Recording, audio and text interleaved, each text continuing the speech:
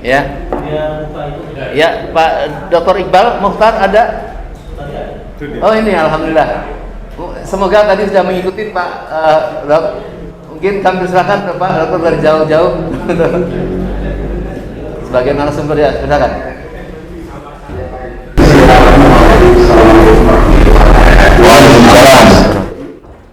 Sejahtera buat kita semua. Mudah-mudahan di sore hari ini kita semua dalam keadaan sehat dan senantiasa dalam lindungan Tuhan yang Maha Kuasa.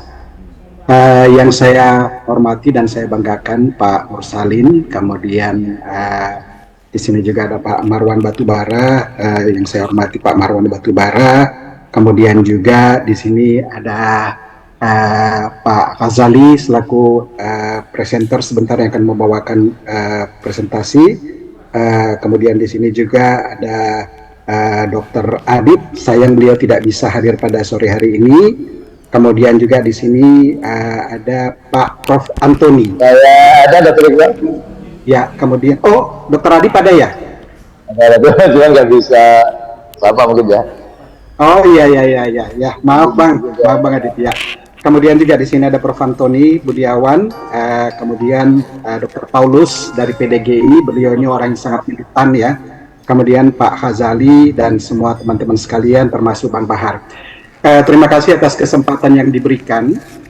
Sebenarnya saya ingin men-share sedikit presentasi, boleh ya, sambil saya mau membacakan narasi saya ya. Apakah presentasi ini sudah kelihatan? Apakah presentasi saya sudah kelihatan? Ya, kelihatan, sudah tampil. Baik.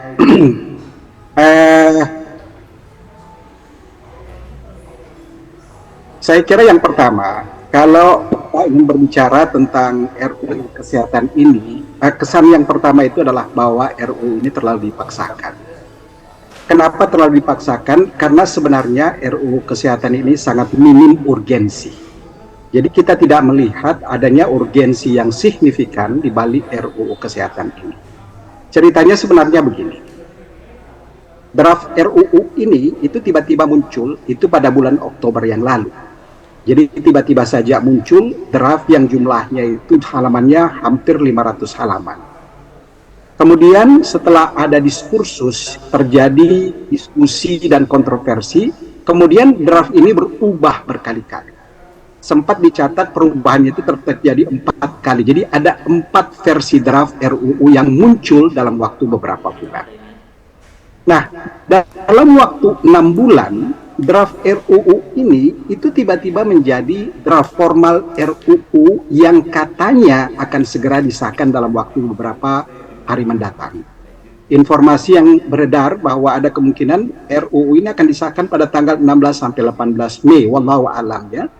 Tetapi ini merupakan hal yang sangat aneh, sangat bizar. Karena sebuah undang-undang itu biasanya memakan waktu tahunan untuk proses pembuatan dan pengesahannya. Kita lihat contohnya aja, misalnya undang-undang kebidanan dan undang-undang psikiatri misalnya. Undang-undang kebidanan membutuhkan waktu hampir 15 tahun pembuatannya.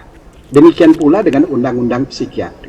Nah, kalau tiba-tiba muncul sebuah undang-undang yang sifatnya ujuk-ujuk, yang hanya dalam waktu 6 bulan, kemudian menjadi sebuah RUU yang sifatnya formal, apalagi dia masuk proyek yang akan dipercepat, ya tentu saja ini menimbulkan pertanyaan bagi kita.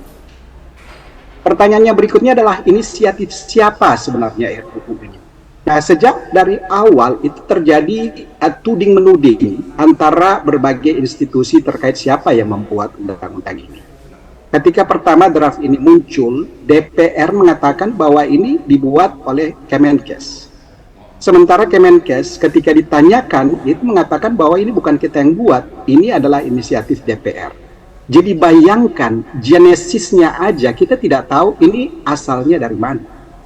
Meskipun pada akhirnya itu ketahuan, dan kita bisa lihat dalam video yang beredar yang disampaikan oleh Ibu Irma, bahwa sebenarnya ini dibuat oleh Kemenkes, kemudian meminjam tangan balik untuk kemudian seolah-olah bahwa ini merupakan inisiatif DPR. Jadi ini ada hal yang tidak benar dari genesis pembuatan RUU. Jadi terkesan memang bahwa ada hal yang disembunyikan. Ada hal yang ingin tidak ditampakkan kepada masyarakat. Dan ini tentu saja menimbulkan pertanyaan yang serius.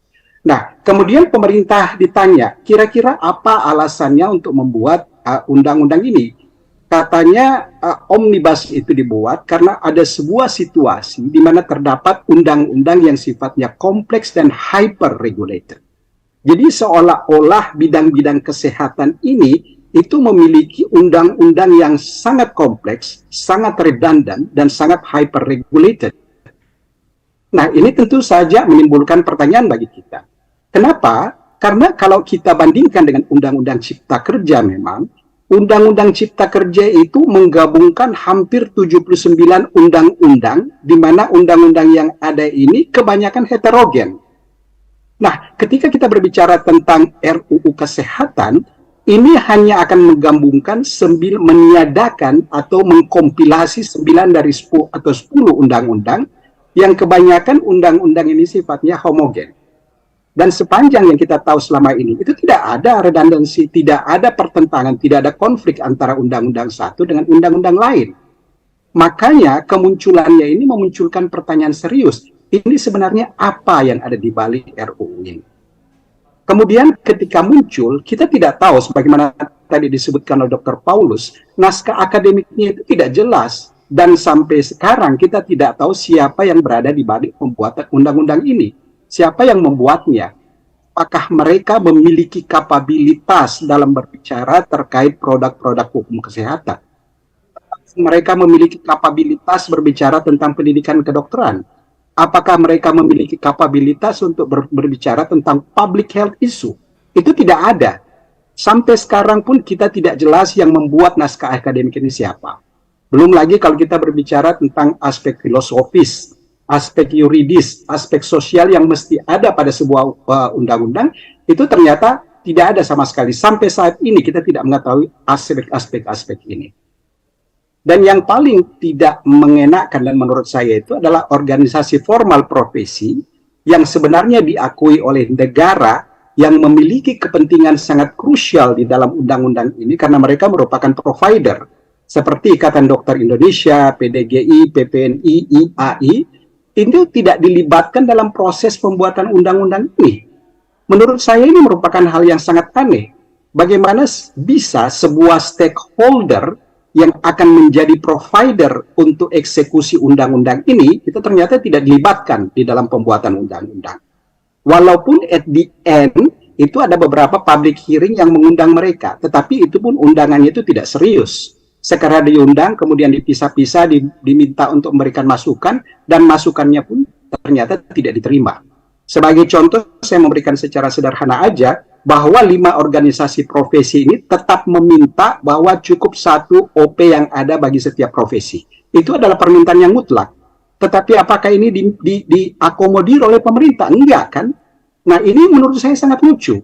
Bagaimana bisa permintaan dari 5 OP resmi yang diakui oleh pemerintah terkait satu hal itu ternyata tidak diakomodir dalam sebuah undang-undang yang sebenarnya mereka kelima organisasi profesi ini merupakan provider utama. Ini sangat lucu. Dan yang kemudian yang tidak kalah pentingnya, sekarang kan ini merupakan tahun politik. Kita sekarang ini berada di sekitar bulan Mei Juni. Artinya dalam 15 bulan ke depan itu terjadi pergantian pimpinan negeri ini, terjadi pergantian pemerintahan. Lantas mengapa di dalam waktu yang sifatnya sangat-sangat sedikit ini kita itu buru-buru ingin mengajukan pergantian undang-undang, ingin buru-buru merubah undang-undang ini menjadikannya sebuah undang-undang omnibus law. Ini tentu saja menimbulkan pertanyaan. Kita ini 15 bulan ke depan ini akan ada event yang besar, terjadi pergantian pemerintahan. Bagaimana bisa sebuah undang-undang yang ada dikebut sedemikian rupa, padahal di satu sisi kita ini sebenarnya in the last minutes.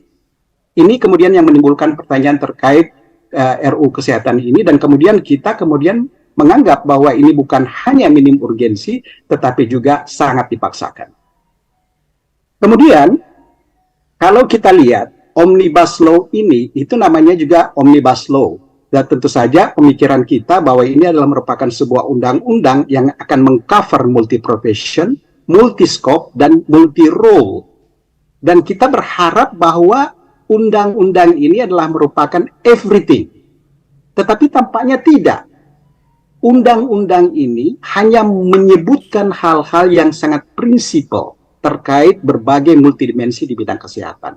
Dan yang menarik bahwa sangat banyak di dalam pasal-pasal ini yang ujung-ujungnya itu mengembalikan kepada kementerian. Misalnya ini nanti akan ditentukan oleh menteri, jumlahnya akan ditentukan oleh peraturan menteri kesehatan, ini akan ditentukan selanjutnya oleh Menkes. Jadi sebenarnya Omnibus Law yang kita harapkan ini bisa memberikan warna yang menyeluruh dan komprehensif terkait sebuah isu bidang kesehatan, itu ternyata tidak akan muncul seperti itu. Yang muncul nanti ini adalah peraturan-peraturan turunan yang akan bisa diciptakan oleh pemerintah sendiri. Saya mengistilahkan di sini bahwa the devil is in the detail.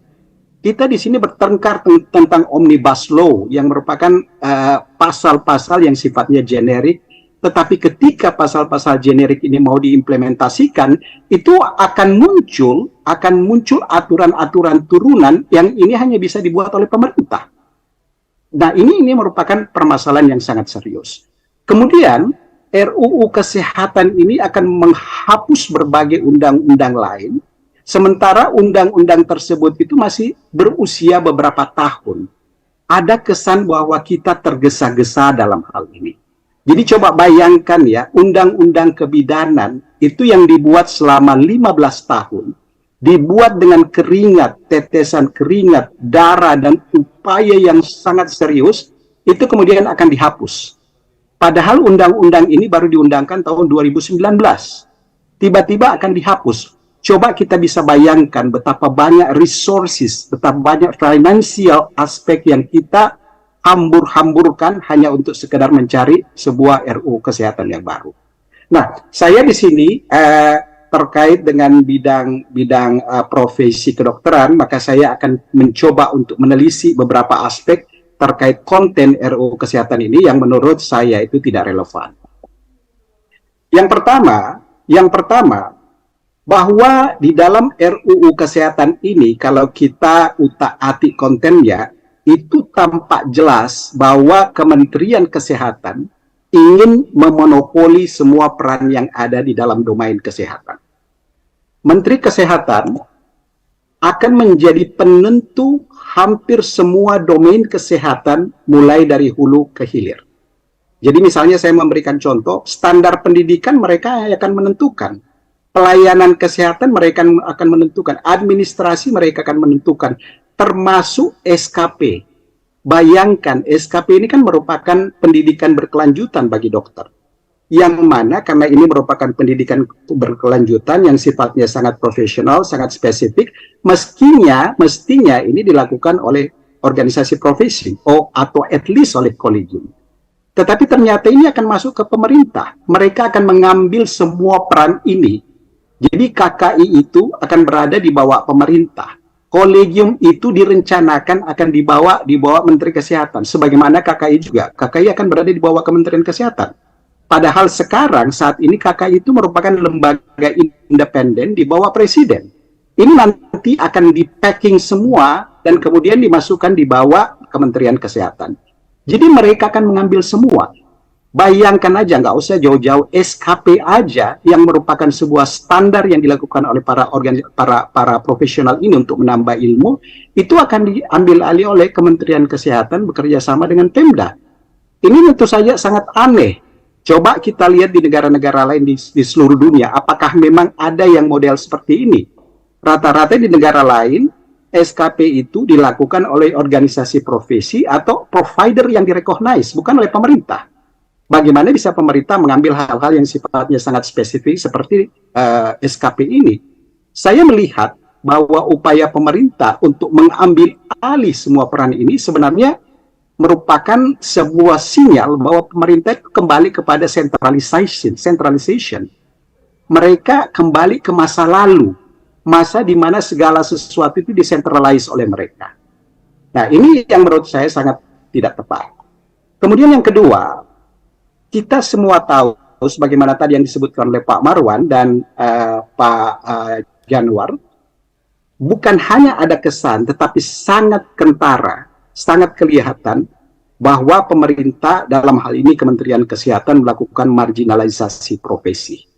Profesi ini ingin dipinggirkan. Jadi kan selama ini organisasi profesi memiliki peran yang sangat signifikan di dalam pelayanan kesehatan di Indonesia. Salah satu diantaranya misalnya mereka memberikan rekomendasi terkait dokter-dokter yang akan praktek.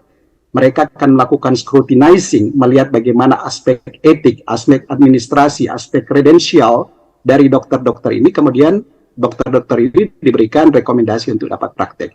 Peran-peran ini semua akan dibabat oleh pemerintah. Mereka akan mengambil alih semua ini. Pada ujung-ujungnya, profesi itu hanya diharapkan bisa membuat standar profesi aja. Titik. Itu pun standar profesi yang ada mesti disahkan oleh Menteri Kesehatan. Jadi memang terjadi marginalisasi profesi. Bukan hanya marginalisasi profesi, tapi organisasi profesi ini ingin dipecah. Saat sekarang aja kita tahu bahwa pemerintah sebenarnya mengakui satu OP untuk setiap profesi. Tetapi nanti itu akan multibar. Jadi bayangkan organisasi profesi dokter itu akan dibiarkan bermunculan. Kita bisa bayangkan kalau misalnya dalam beberapa tahun ke depan mungkin ada 5, 6, atau 7 organisasi profesi dokter yang setiap organisasi profesi ini tentu saja bisa mempertahankan aspek etiknya. Mereka akan bilang, oh menurut saya etik ini yang benar. Yang OP1 mengatakan bahwa etik ini yang benar. Nggak usah jauh-jauh aja. Pada beberapa waktu yang lalu, ada seorang dokter, teman sejawat yang dipecat, kita tahu, karena mereka melakukan sebuah pengobatan yang tidak dilandasi oleh evidence-based medicine. Itu dipecat oleh ID. Pada saat bersamaan, ada organisasi lain yang mengatakan, itu nggak perlu dipecat. Itu merupakan hal yang biasa di dalam pengobatan. Bayangkan ada 2 organisasi profesi yang memiliki standing position yang berbeda. Bagaimana kalau seandainya kita menghadapi persoalan-persoalan etik yang lebih besar? Bagaimana misalnya terkait aborsi? Bagaimana terkait LGBT?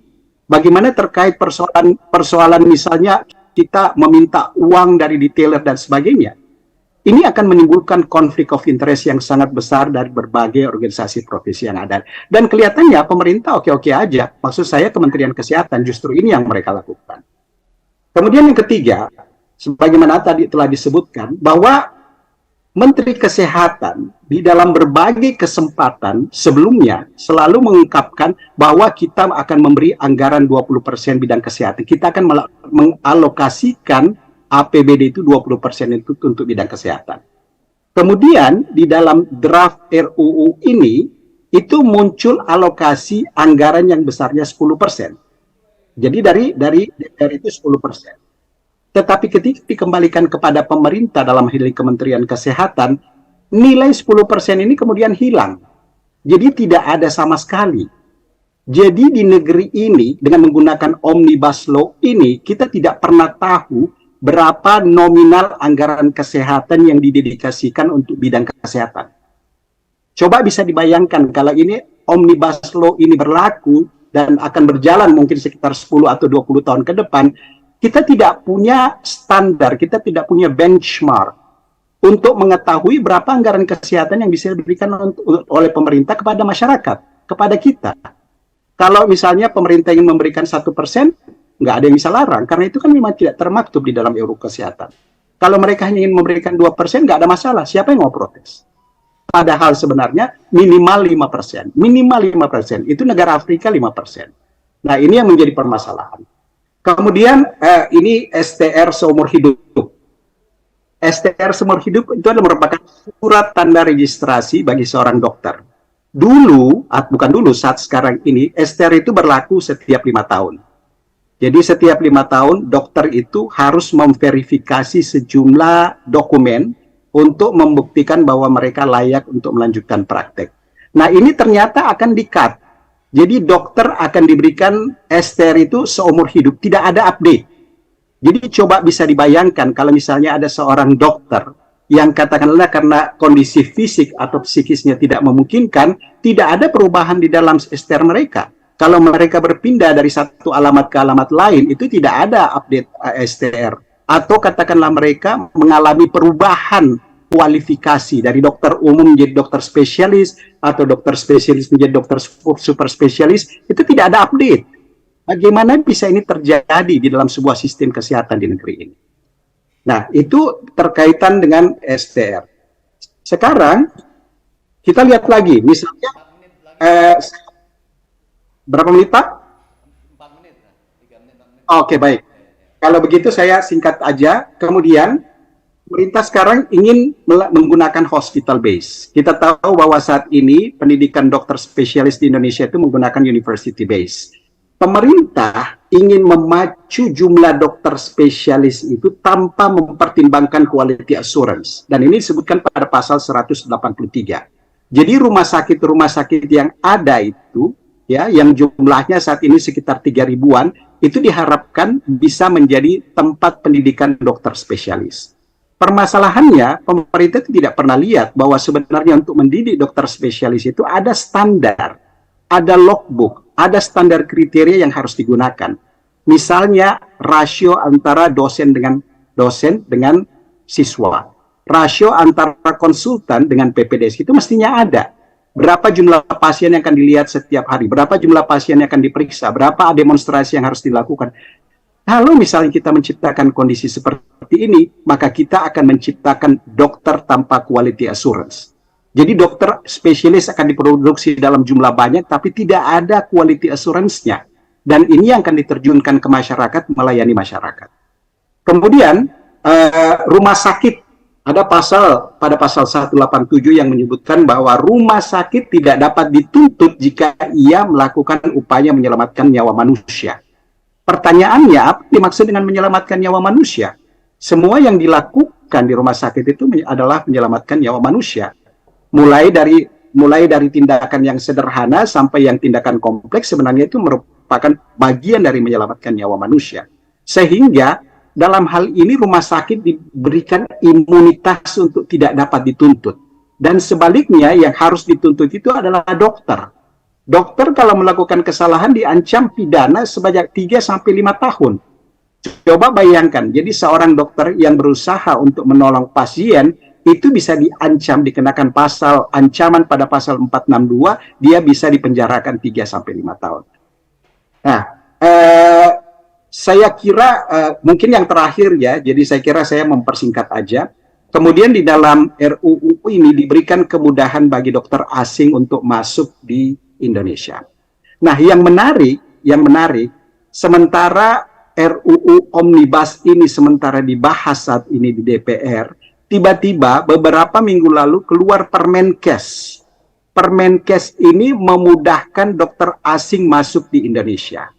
Dokter asing yang masuk di Indonesia itu nggak perlu ada tes kompetensi seperti yang dilakukan ketika kita dokter Indonesia itu berusaha masuk di luar negeri. Itu nggak ada. Yang penting mereka punya pengalaman 5 tahun, memiliki kredensial dalam bentuk portofolio. Jadi portofolio itu maksudnya ada catatan-catatan aja bahwa saya pernah mengerjakan ini, saya pernah mengerjakan ini, itu bisa langsung diterima. Dan yang menarik bahwa pemerintah sekarang pada awalnya itu mereka memandatkan adanya penguasaan bahasa Indonesia. Tapi sekarang tidak lagi. Dokter asing itu walaupun nggak mengerti bahasa Indonesia bisa masuk ke negeri ini. Ini kan menjadi lucu gitu loh. Bagaimana misalnya katakanlah dokter dari Rusia, dokter dari Amerika, dokter dari Cina yang masuk ke Indonesia dan berpraktik di Indonesia, melayani pasien di Indonesia, sementara mereka tidak bisa berbahasa Indonesia. Ini kan aneh gitu. Nah, saya kira yang terakhir ini adalah menyangkut upah minimum profesi. Maaf, ini ada yang mengontrol ya?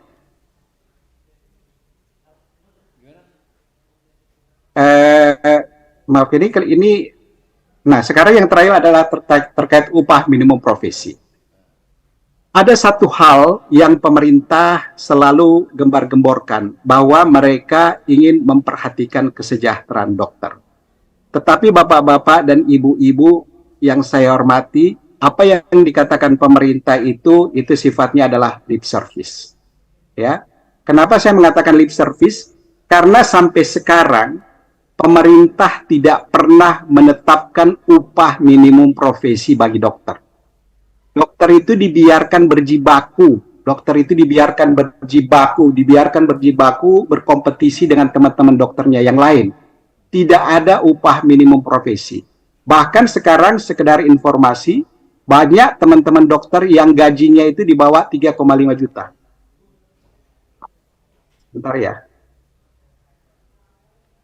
Iya, banyak teman-teman kita yang gajinya itu di bawah dari 3,5 juta. Bayangkan gaji seorang dokter di negeri ini itu lebih murah dari gaji tukang parkir.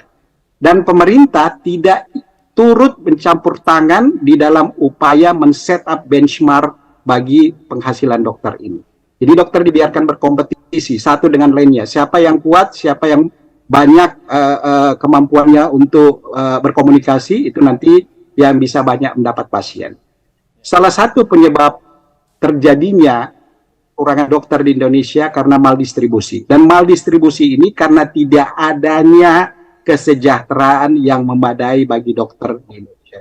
Tidak ada benchmark, tidak ada tunjangan profesi. Sekarang itu banyak perusahaan-perusahaan yang memberi gaji kepada dokter sesuai dengan upah minimum regional.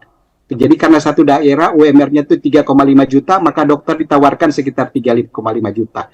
Padahal dokter ini merupakan sebuah profesi yang sangat spesifik. Jadi saya kira ini adalah beberapa hal yang menurut saya sangat serius dan menjadi alasan bagi kita untuk menggugat RUU Kesehatan ini. Saya kira dari saya cukup sekian sementara. Terima kasih. Assalamualaikum warahmatullahi wabarakatuh dan selamat sore.